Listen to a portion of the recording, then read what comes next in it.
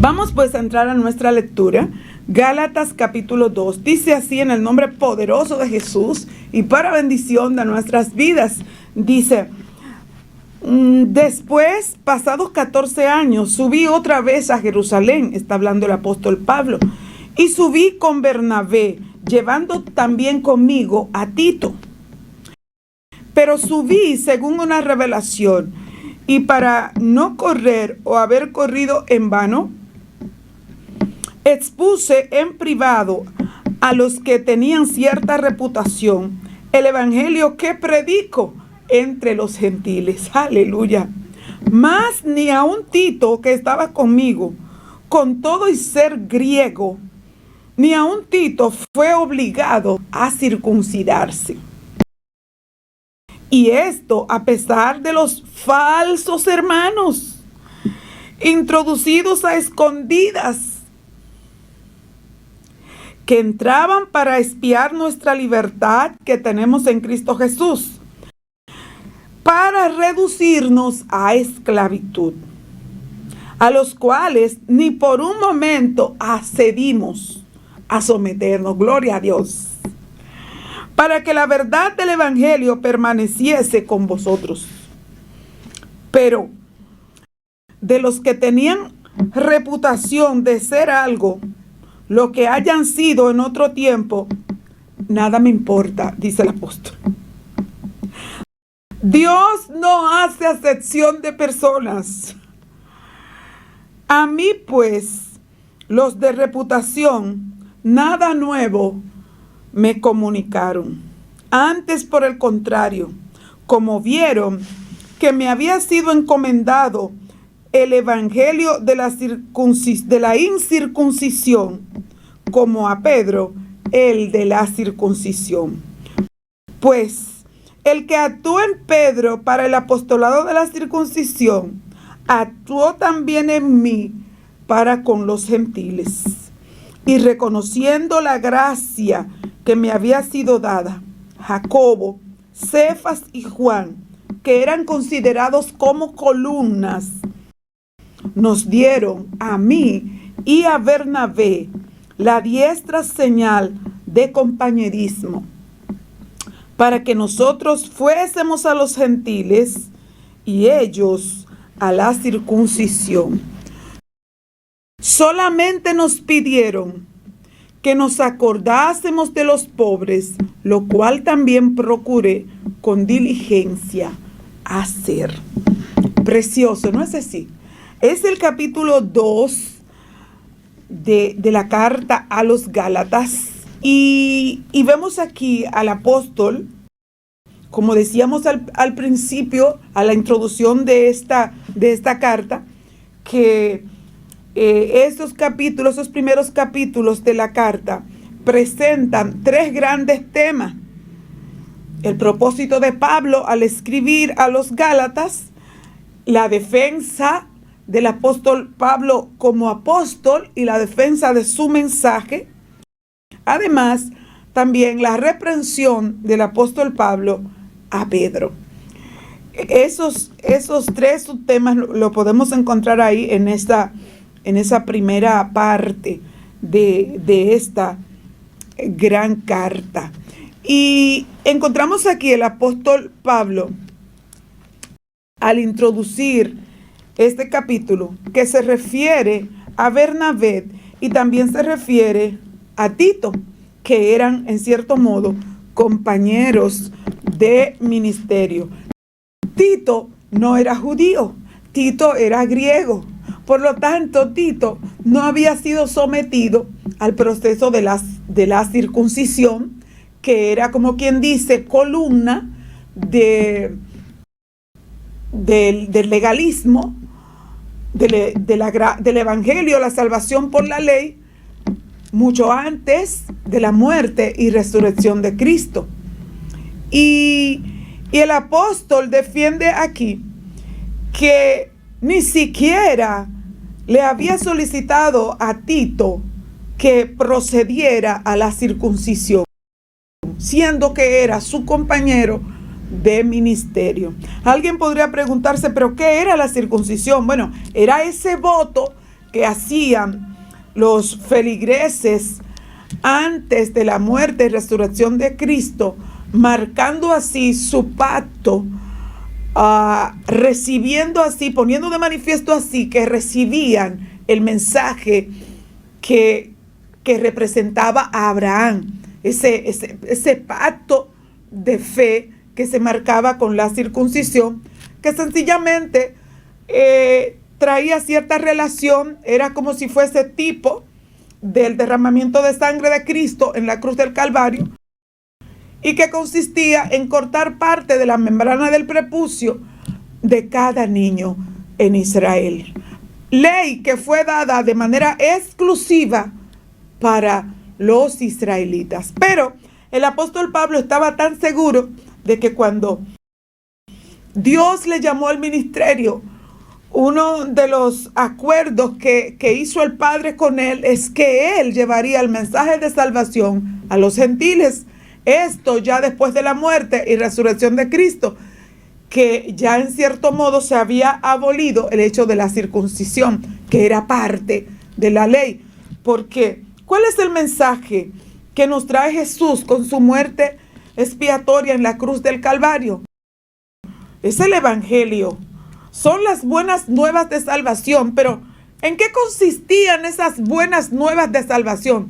Tenía que ser algo poderoso, tenía que ser algo maravilloso, para ponerle ese término, evangelio, que viene del griego evangelizo, buenas nuevas de salvación. ¿Cuáles eran las buenas noticias que traían los apóstoles que habían estado con Jesús y que conocían el propósito de la muerte y resurrección de Cristo? Ellos enseñaban la salvación mediante la gracia de Dios por la fe en nuestro Señor y Salvador Jesucristo, que nada tenía que ver con la ley. En cierto modo, la ley era aquel ayo, como lo presenta el apóstol, para ir conduciendo a la gente a entender lo que era la obra de Cristo en la cruz del Calvario. Y Pablo aquí está presentando defensa, donde hace saber que ni siquiera a Tito, que era su compañero de ministerio, le había inducido a practicar la ley circuncidándose. Pablo vio que la circuncisión para la justificación no era un acto inocente o pequeño rito, sino que el apóstol entendió que la circuncisión podría representar como si fuese la justificación por medio de métodos legalistas, lo cual ya no estaba en vigencia esa observación de la ley. Aceptando la circuncisión, ellos estarían invalidando, tirando por tierra la obra expiatoria de nuestro Señor y Salvador Jesucristo en la cruz del Calvario. Todo aquel que decide buscar la salvación a través de los rudimentos de la ley está invalidando el sacrificio de Cristo en la cruz del Calvario. Y eso es terrible, porque ese es el plan fijado desde el principio del mundo por el Dios Todopoderoso. Aleluya. Tanto así que cuando eran inmolados aquellos corderos, eran inmolados tipificando al Cristo que habría de morir en la cruz del Calvario. Y muchas de esas cosas que se practicaban en la ley, era el mismo Dios revelando a su pueblo las cosas que habrían de acontecer con el advenimiento de nuestro Señor y Salvador Jesucristo. Oh, gloria al nombre del Señor para siempre. El versículo 3 dice: mas ni aun Tito, que estaba conmigo, con todo y ser griego, ni aun él fue obligado a circuncidarse. Porque el apóstol entendía que esa ley había sido dada de manera específica para la nación de Israel. Y que Cristo vino a hacer su obra expiatoria, haciendo que ningún ser humano pudo acatar a plenitud la ley. Solo uno de los propósitos de la ley era mostrar lo que sí ofendía al Señor, mostrar lo que era pecado. Y ya la ley había cumplido con su rol, había cumplido con su papel. Por eso dice el versículo 4, y esto, a pesar de los falsos hermanos. Ay, siempre aparecen los falsos hermanos, esos que quieren conducirnos a vivir de acuerdo a la ley. Y qué triste, porque el mismo apóstol declara, el mismo apóstol presenta el hecho de que aquel que se sometía a la ley tenía que cumplir a cabalidad todos los rudimentos de la ley. Y si un solo acápite de la ley se dejaba sin cumplir, esa persona era reo de muerte. Esa persona había violado toda la ley. De modo que es peligroso decidir ser salvo a través de la ley, porque faltar a un solo renglón de la ley te hace reo del infierno. Oh, gloria a Dios. ¿Cuáles eran las buenas nuevas? Que podemos ser salvos confesando a nuestro Señor Jesucristo, confesando a Jesús como nuestro Señor y Salvador Jesucristo. De modo que el que se apega a la ley está para sí, invalidando para su vida el efecto de la muerte expiatoria de Cristo en la cruz del Calvario. Y la palabra establece que sin derramamiento de sangre no hay remisión de pecado. Por eso Cristo derramó su sangre por nuestros pecados. Por eso Cristo tomó nuestro lugar, llevando en su cuerpo la pena que nosotros merecíamos por el pecado. Oh, gloria a Dios para siempre. A Él sea la gloria, a Él sea la honra y a Él sea nuestra adoración. Aleluya. Gloria al Señor. Y el versículo 6 dice, pero los que tenían reputación de ser algo, lo que hayan sido en otro tiempo, dice el apóstol, nada me importa. ¿Por qué? Porque fueron los mismos que eran sacerdotes de la época, los que dieron el visto bueno para que Cristo fuese lacerado en el Calvario. Aleluya. Dice, antes por el contrario, como vieron que me había sido encomendado el evangelio de la incircuncisión, reconociendo la gracia que me había sido dada, Jacobo, Cefas y Juan, que eran considerados como columnas, nos dieron a mí y a Bernabé la diestra, en señal de compañerismo, para que nosotros fuésemos a los gentiles y ellos a la circuncisión. O sea, ellos a los judíos y el apóstol Pablo a los gentiles. Y es interesantísimo cuando hay una disputa y ellos deciden levantar el primer concilio que se levanta cuando allá en el libro de los Hechos, capítulo 15, se decide reunir a todos los que predicaban la palabra del Señor para poner fin a las discusiones de la época. Y es donde ellos establecen condiciones específicas a las que sí debían someterse, creyendo en la salvación por la fe en nuestro Señor Jesucristo. Solo les quedaba tener pendiente esas cosas que acordaron en el capítulo 15 del libro de los Hechos. Es cuando hacen la primera reunión para ponerse de acuerdo en lo que habrían de enseñar. Alabado sea el nombre de Jesús para siempre.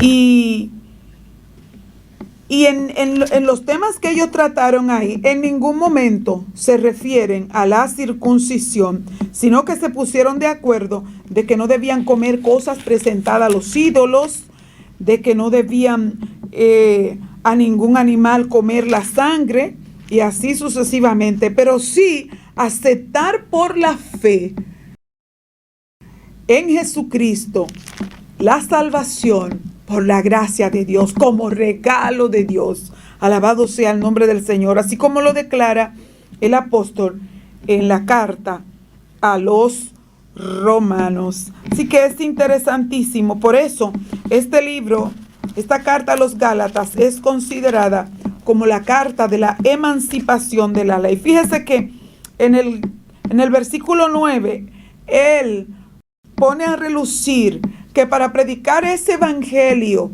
de la salvación por la fe en Jesús, sin la necesidad de los rudimentos de la ley, él recibió autorización de los líderes reconocidos del momento.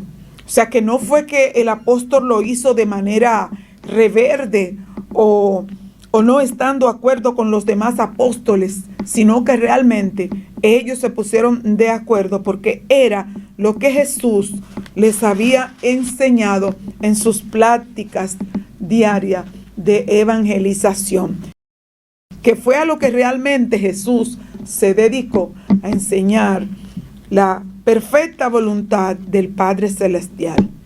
Aleluya, gloria al nombre del Señor. Luego nuestra próxima entrega estaremos hablando del segundo tema que nos trae el capítulo 2.